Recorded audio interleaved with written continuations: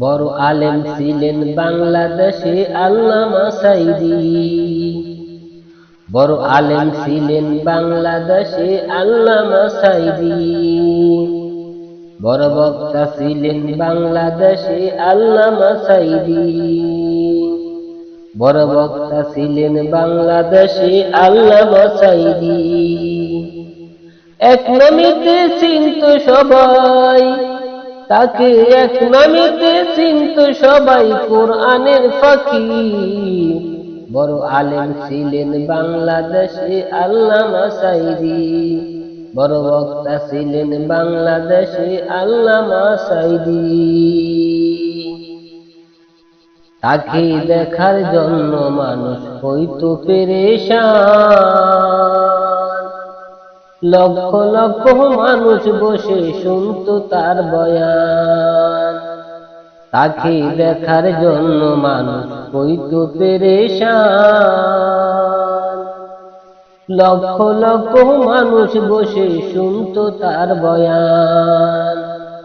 কত হিন্দু বৌদ্ধ হইল মুসলিম, কত হিন্দু বৌদ্ধ হইছে মুসলিম, তাদেরও ধর্ম সারি।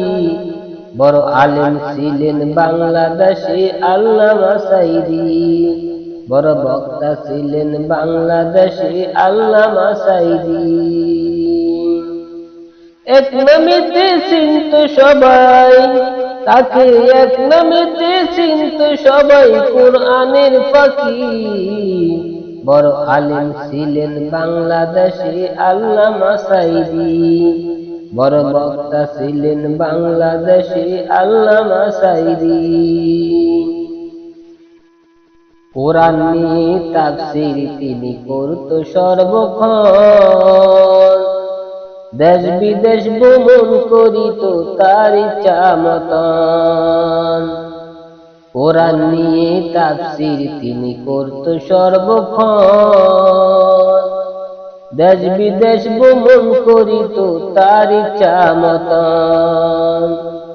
তাকে চক্রান্ত করিয়া মাছে, তাকে চক্রান্ত করিয়া মাছে নমরুদের অনুসারী। বড় আলেম ছিলেন বাংলাদেশে আল্লামা সাঈদী। বড় বক্তা ছিলেন বাংলাদেশে আল্লামা সাঈদী। এক নামেতে চিনত সবাই কোরআনের ফাঁকি। এক নামেতে চিনত সবাই কোরআনের ফাঁকি। বড় আলেম ছিলেন বাংলাদেশে আল্লামা সাঈদী। বড় বক্তা ছিলেন বাংলাদেশে আল্লামা সাঈদী। কোরআন নিয়ে তাফসীর তিনি করত সর্বক্ষণ। দেশ বিদেশ ভ্রমণ করিত তার ইচ্ছা মতন।